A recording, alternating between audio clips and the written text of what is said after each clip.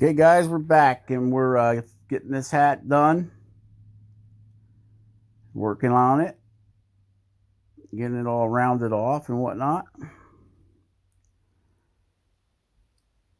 It's coming out pretty good. We're getting it more cone shaped, give it more of that hillbilly hat look, I guess.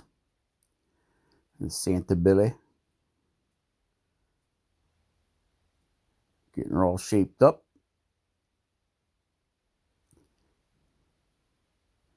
I've got this at 2x speed.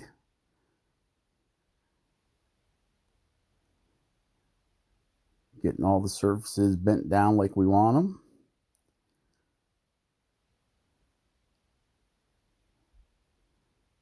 Using that paring cut, pulling it towards our thumb, making sure we keep our thumb out of the way.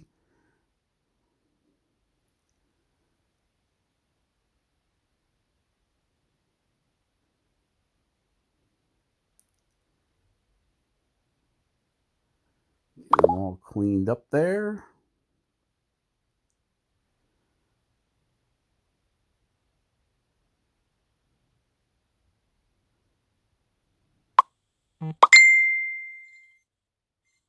That's our buddy Jordy. Yeah, he just padinged us.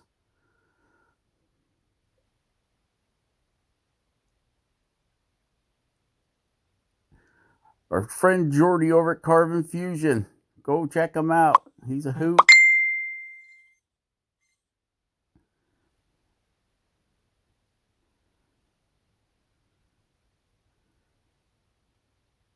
Does some pretty awesome wood spirits and eagles too. He's playing around with the ancient art of I'm not even gonna try saying it because I know I'll mess it up. Where you carve the wood and then you burn it. I mean, you burn it really good, and then you clean that off, and then he puts a dye on the wood. Making some pretty cool stuff over there, and we're still shaping this hat, guys.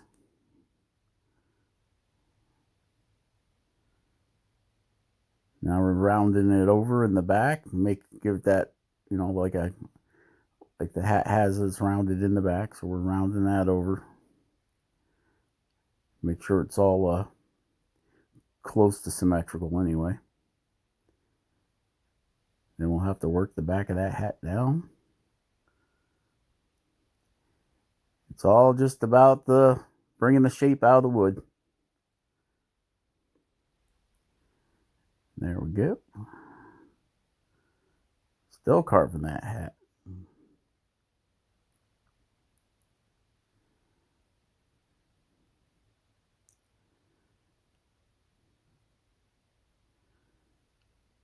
It's a long process.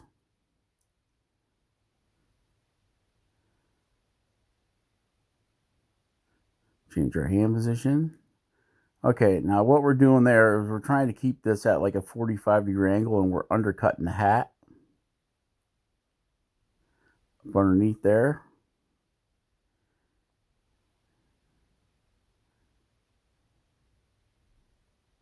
That's letting us thin the edge down on the hat. And then that'll push our nose back in there deeper.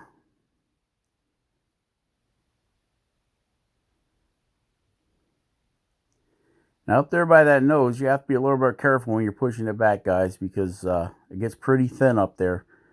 Especially when you're pushing it back as far as I am. I probably pushed it back further than I needed to. I did have a chip out in the top of the hat, but with a little Gorilla Glue, fixed that right up.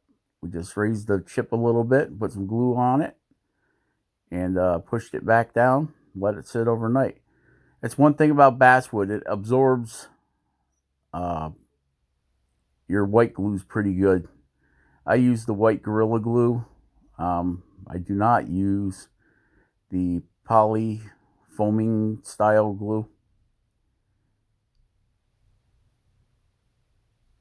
on little things like this. It just makes too much of a mess. And I found Gorilla Glue, Tie Bond, Elmer's, any of the Elmer's Carpenter's glue, any of the white glues are usually pretty good.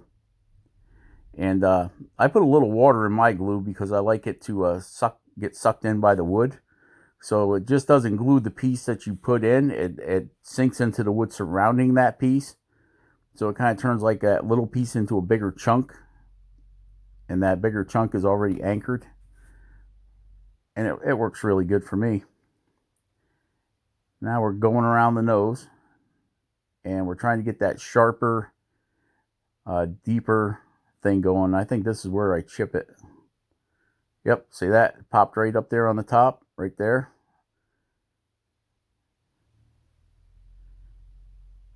So I know that was enough. There was about a little more than a 32nd, a little less than a 16th of wood there. I think it was the pressure of the knife being pushed around the perimeter of the nose that caused that wood to chip out. Because it's a fairly good, fairly thick chunk of wood that chipped. And I think it was just from the pressure of the knife chasing that nose around. So now I'm going back with the knife and I'm cleaning the chip out that I made.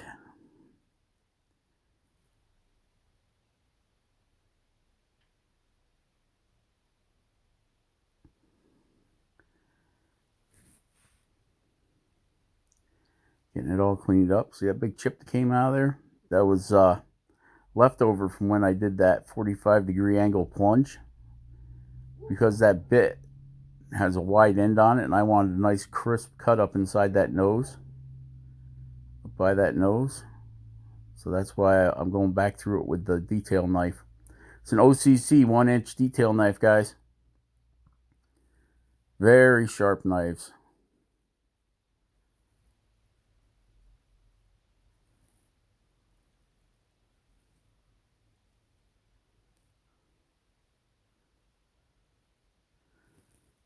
Switching hands back and forth, back and forth. You ought to see me when I'm carving a stick. A walking stick that's like 5 feet long. You'd think I was a baton twirler. And remember to look at your whatever you're carving from all different angles. It gives you a better perspective on what you're doing or what you got going as far as center or off center, whatever you're carving, Now we're cutting that nose back a little bit. Oop, dropped my knife. Oh, I hope it didn't land on its point. And it didn't. It landed on my Dremel pedal. Thank goodness. And there he is.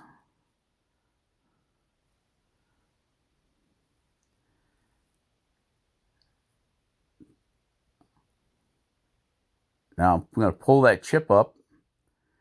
And I'm going to use white Gorilla Glue and one of those skewers that you use for shish kebabs. I've got a whole pack of them I keep in my toolbox behind me. And then we just put a little around it, under it, and on top of it. Now you can see I'm putting it on top of the where it chipped. And I'll do the same on the bottom. And that consolidates all that extra wood because it really does suck it in deep, that basswood. And pretty much I've got this big bottle of glue, so that's pretty much what I've been using on all my carvings. We did a carving of a tree with a star a while back, and to keep the wood from splitting out when we put our pin in it to hang the star on the tree, I used a little of that white glue on the tip of the star and just let it sit overnight. And it actually sucked into that star about 1/4 of an inch down. So that worked out great. And the Gorilla Glue goes off pretty quick as far as setting up.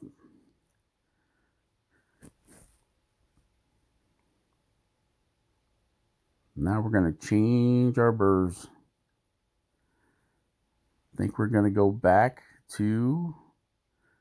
We're going to our... Yeah, see how all my all my bits have got filled with sawdust or grinder dust. We're going to a diamond flame burr.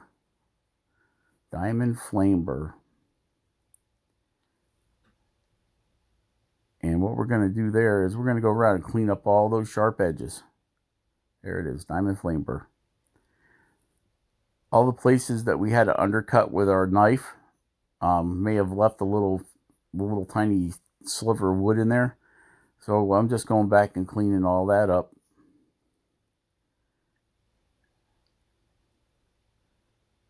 Yep, see, getting up in there. That's what I love about them flame burrs. They let you get right into the tightest little areas. And then we're feathering all that where we cut that 45-degree angle back with that stone bit. We're going back and we are feathering all that back in. And if you look, I don't know if you can see it, but there's actually a separation for the hair. You know, the hair on the back of his head. You can actually, if you look up in the hat, you can actually see hair back there.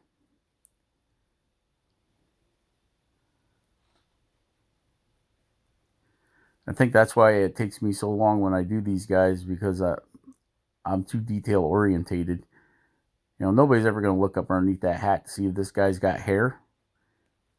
And I set myself up for another problem when I go to paint it. You know, if I go to paint that hair up under that hat, how are you going to get up underneath there with a paintbrush? That's one of them deals. We may have to use the airbrush and get up in there, and then just deal with the overspray consequences when we paint the hat. That may be just the way it rolls. Okay, and then we're smoothing out his lip. Getting that lip pushed back up underneath his mustachio. Smoothing that out. And we're just going to keep working them with that diamond bit to get everything nice and smooth. And we're winding down to the end of this video, guys. So I want to thank you for subscribing. So if you haven't subscribed, please subscribe. Please like the video. And remember, be awesome and just carve.